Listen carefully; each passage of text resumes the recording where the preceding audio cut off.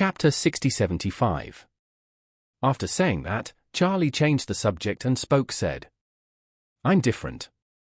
I don't ask you to do things. I don't ask you to borrow money, and I don't rely on you for support. Then how can I break the rules for you, don't you think so?" Steve thought about it. Charlie is indeed right. In the United States, the people he meets around him feel that they are lower than him. And they are naturally respectful to him at the wine table. If he does not raise a glass to propose, no one will dare move the wine glass. So no matter what the rules are, they can't compete with your own rules. But Charlie was different. If you are trying to please him, you will naturally follow his rules. Thinking of this, Steve quickly said, "It's all my fault that I didn't understand the rules of the Chinese wine table before. In this case, I will follow the local customs and drink whatever you say." Charlie nodded, picked up the wine glass. He said with a smile, "Let's serve 3 glasses of wine together. As the saying goes, if the relationship is deep and boring, let's pick up the empty glass and put it down. After drinking 3 glasses, we can play freely." Steve looked at the bottle with a capacity of about 20 milliliters. Holding the wine glass, he secretly thought to himself, "With such a strong wine, if you don't even add ice cubes, wouldn't it burn the stomach by drinking it directly?" While thinking about it, Charlie had already picked up the wine glass and said very cheerfully, "Come on, everyone, the first glass." Orville and Isaac quickly picked up their wine glasses, bumped into Charlie's wine glass. Steve was a little frightened, but he could only imitate. In this way, he clinked glasses with the 3 of them and said bravely, "Okay. Let's do it." Charlie, Orville, and Isaac all drank it in one gulp. Although Steve was not used to this way of drinking, he was decisive and swallowed it all. Charlie nodded with satisfaction, picked up the chopsticks, and said with a smile, come on, let's use the chopsticks together. After eating a few bites of food, let's have a second cup." Steve had no choice but to follow Charlie. After 3 rounds of white wine, Steve was already a little dizzy. In fact, he was not bad at drinking. He usually drank strong alcoholic beverages such as cognac, whiskey, and vodka. But he had never tried this kind of anxious drinking method. At this time, Charlie looked at Steve and asked curiously, "By the way, Steve, what are you going to do when you come to Orris Hill this time? I have some links in Orris Hill. If you tell me, I might be able to help." When Steve heard this, he felt happy. When he came to Orris Hill, he was actually blind. After all, the Hogwitz family had sent personnel to look for the people. But all the clues were interrupted. After searching for a long time, they finally returned without success. This time, he originally wanted to seize the time and come first, so as to give the old man Howard a good impression and make him feel that he took this matter very seriously. But he didn't know exactly how to find the father and son. He could only come to Orris Hill first and pay a visit to Charlie.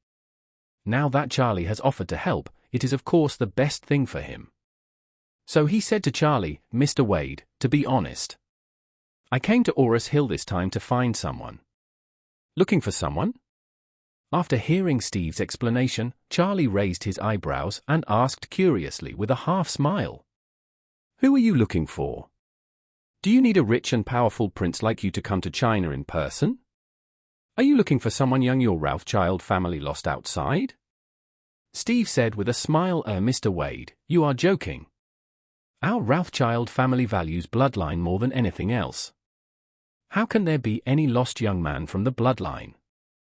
As he spoke, he deliberately lowered his voice and said seriously, "Mr. Wade should have heard that when the President of the United States goes out, even a hair lost and a mouthful of spit is out there, it must be taken away by special personnel.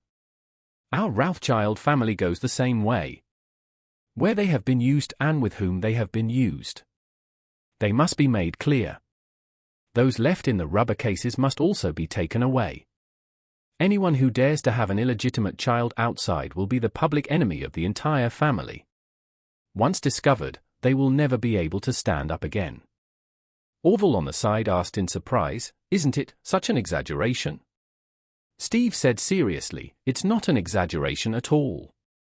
Men of the Rothschild family, especially men who are direct members. Once the seed is left outside, you may have to pay a price of tens of billions of dollars. If this situation is not prohibited, there are countless women in the world racking their brains to give birth to a child for the Rothschild family. She only needs to give birth. That is a lifelong golden job. So our family is particularly concerned about this.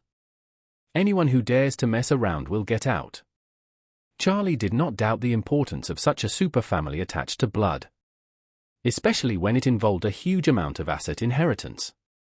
Naturally, be absolutely cautious. So, he pretended to be curious and asked, "Then since you are not looking for an illegitimate child, who else is worthy of you looking for yourself?" Steve sighed softly and said, "To be honest, Mr. Wade, you must also know that our family is very old. And the collateral families have more hair than ordinary people. Among our Rothschild family relatives, there is a collateral family named Hogwitz, who is not very close to us and is considered a collateral blood relative. It's more ordinary. 2 days ago, my father held a family meeting, and the heads of all the collateral families were also there. The old man may have wanted to take the opportunity to win over the hearts of the collateral families. So he made her speak up if you have anything to say. As a result, this person from the Hogwitz family complained to father in public, saying that a father and son from her family disappeared in Oris Hill last year.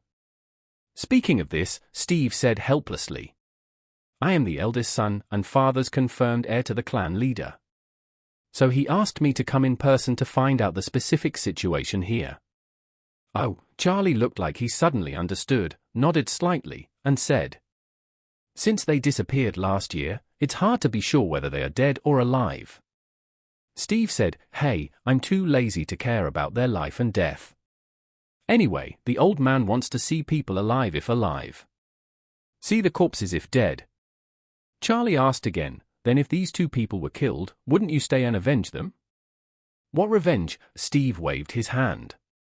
"Even if we are looking for clues about these 2 people, I don't need to take revenge. The family will send people over to find out the real culprit and take revenge by the way."